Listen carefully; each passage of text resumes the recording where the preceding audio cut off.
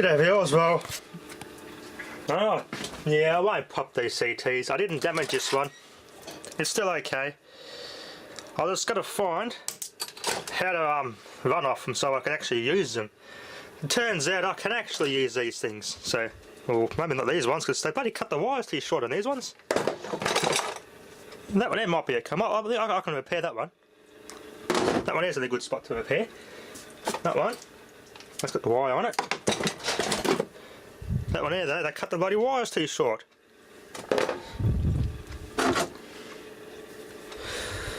So apparently I can actually use these things.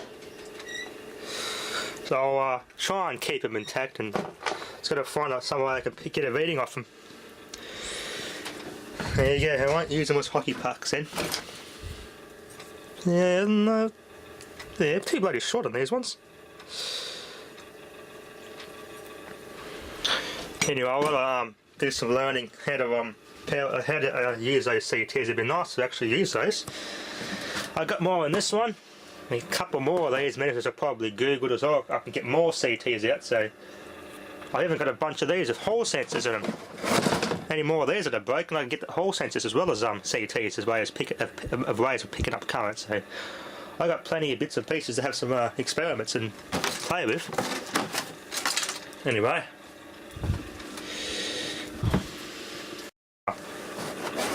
Yeah, I'm going to do what Wayne suggested. Pull the CTs out of this one intact, and just I'll strip it down, but I'll just have the bare components, have the power supply hanging off here, and have them blowing out in the open. Bit of a ERL 2013 New Year's Eve fireworks for you on the PFC Cap Bank. Yeah, that's Geek Group's name, Thumper. Yeah, I might call it that. Can't my own thing. PFC Cap Bank sounds alright, nice and unique.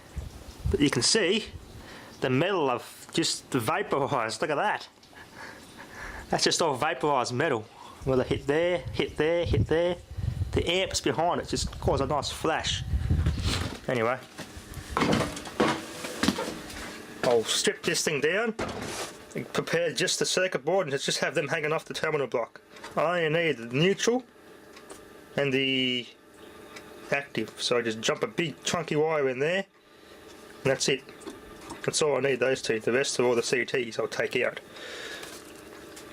Okay, viewers, savage all the bits that I need, including the main passive components, the big capacitors, the battery. The battery's still tested good.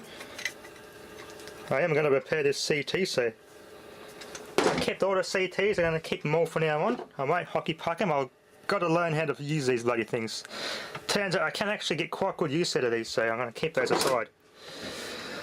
Done some more modifications. A couple of extra wires here and there. Get some of the bank power into this main board here. Got another wire there. I put another wire on there across that diode where the battery was. Wire going there across that diode straight into the main part of the power supply here. I also got to put some power. This wire allows it to put it back together, which I won't because I want to leave it open. Have it all hanging out in the open, then bang it, and we can actually see the fireworks. After all, it is New Year's Eve. I might put some more wires across random parts of the board, including some of these chips. Yeah, that'd be better, wouldn't it? The bank, so it's all connected to the bank, ready to be detonated. Epcos brand MOVs will be yeah, absolutely massively overloaded resistors. Let's just put it that way. Alright, everything's there. Got jumpers on the chip. He's got a chip in this one. It's going to take off for the team, so they all got a chip in. One there. Got some extra jumper wire, some scrap copper wire there I don't want. So bits of recycling going on here. I've faced it out of the casing like that, so hopefully I'm going to hide behind that door as much as I can. It's going to spray crap everywhere. So 47 ohm, 5% tolerant 3-watt resistors. Not anymore after this experiment, I won't be. There we are. Let's set up and we'll get this bank charged up and we can ERL this thing, just like the end of 2013. We'll ERL the year as well as ERLing this. Alright, let's get ready for the bang. Alright, everything's ready to go, everything's there. Let's connect the inverter.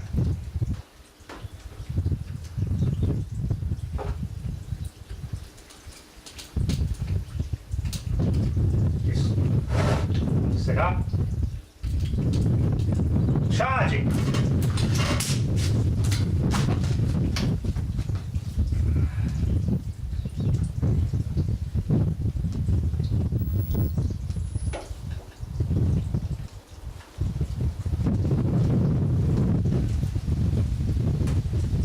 Current's starting to go down. Thank you, everyone. Disconnect inverter. Discharge. Safety first. Okay. I isolated and disconnected. The inverter's all disconnected. And you can see, well, what went bang. That wasn't quite what I expected. The bank has been shorted out and everything isolated for safety. Kind of interesting. The power supply survived unscathed. Got a bit of splatter material there. Unscathed. But the chips, they chipped in and took one for the team. There's the main brains of the circuit. I blew its brains out of this. That was the main brains of the meter. Probably what drove the LCD actually. Yeah, it drove the LCD. And that's all the software and firmware on that one. So either way, I blew its brains out, quite literally. You can see there, I blew some traces. Wasn't quite a spectacular bang as I was expecting though.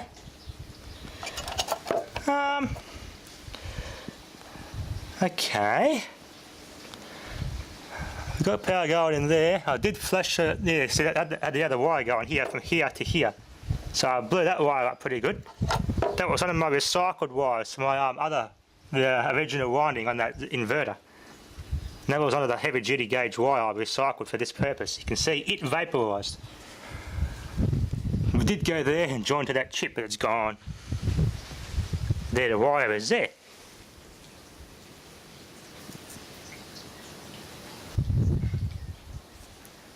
Interesting. Let's see if I can reconnect another wire from there to there. There we'll go again. I blew some surface mount capacitors too. Blew another chip there. Yep, they all chipped in. That's just what I wanted. Anyway, that's another chip there blown. Hole on it. Another little surface mount capacitor there has been incapacitated. I'll solder some more wires on it, we can go again. More reconnecting and rewiring. Let's go again. Alright, connect that inverter.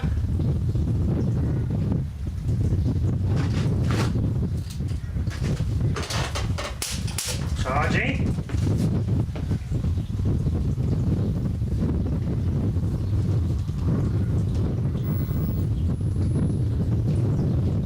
Yep, I hear the oscillation's pretty good.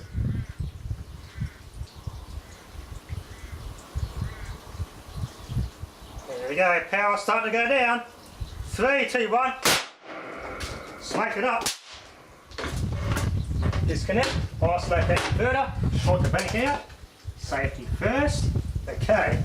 Everything's good to go. Let's have a closer look at that board. Oh, that sounds like wire burning. I'll zoom out here. Oh yeah, look at that.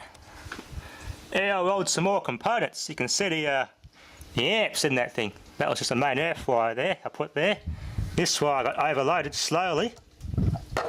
Of course that diode blew that trace, and blew that trace all the way down there. That transistor did not seem to want to go bang, but those diodes went open circuit. You can physically see their open circuit. Split in half.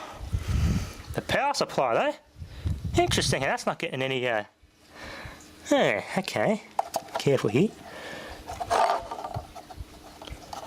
Looks like some more components have chipped in. Yep. LEDs didn't go bang yet. I think I pretty much nailed this one. Yeah, it's pretty much nailed. This one's EO world, just like the year 2013. And a Nielsen meter here, or what's left of it, for our spectacular fireworks display.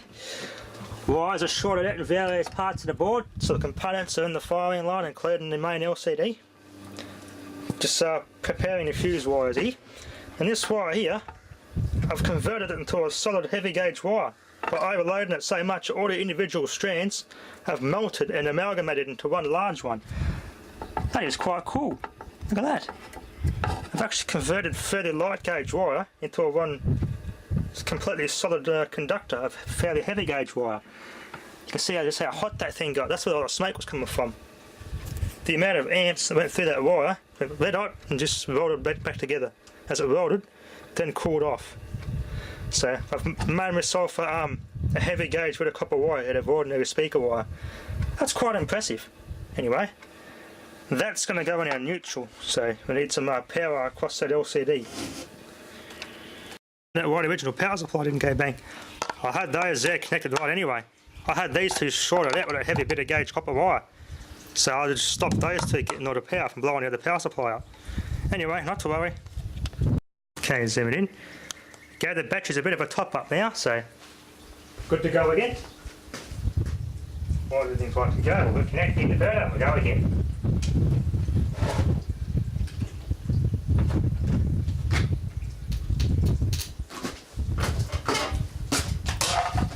Charging.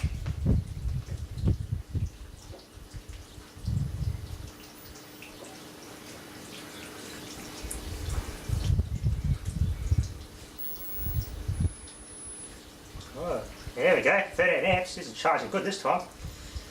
Good thing I topped the batteries up. Power's starting to go down. 51. Better. That was more of a good bang. Gee, that felt like a 12 gauge shotgun going off. Okay, isolated, disconnected, safety first, short it out. Have a close look at that board, eh? Okay, some wires got overloaded. Yeah, the LCD doesn't look any different. Some chips got blown up. Flashed the firmware a bit there. I was expecting that to blow up too, but it didn't. I just flashed the BIOS. Get it? Flashed. Some diodes got blown up. That chip transistor's okay. Yeah, they all chipped in and took one for the team. Good bangs. Good bangs. 23rd of April 1998. Yeah, that's when the meter was made. Oh, okay, a bad connection in there. Look at that. Too many bad connections. Good thing that the high voltage, 30,000 volts, was able to jump those gaps.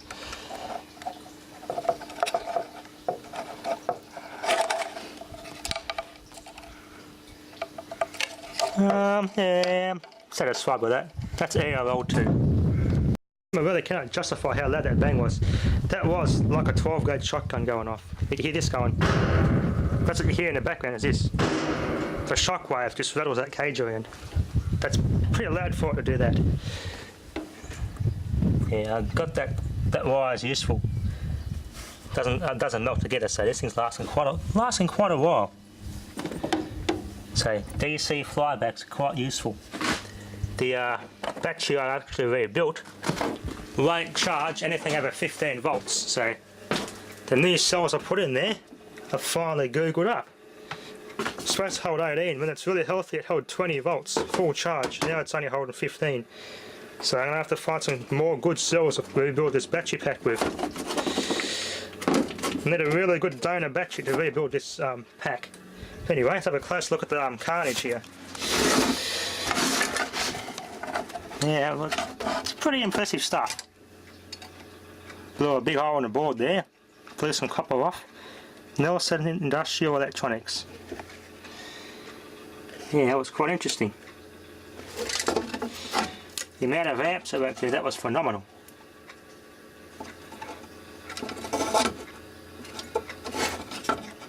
Yep, I flashed that BIOS good and proper. Firmware build code 03, revision 0017. SMD job number 0000. I should have put something across there, at least at the back or something, but there's no way you can really solder onto it. Yeah, I was expecting that to go flash up inside, but it didn't do anything. Wow, there's got a metallic coating on it. There's the other board, real close look at that one.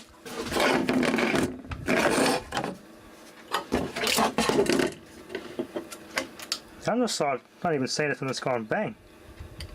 Couple of blown traces there, which is these diodes, literally one open circuit. Anyway, that's enough for now, I think. It's a good bit of fun, great fun. Thanks for watching. You all have a Happy New Year in 2014. More to come in 2014.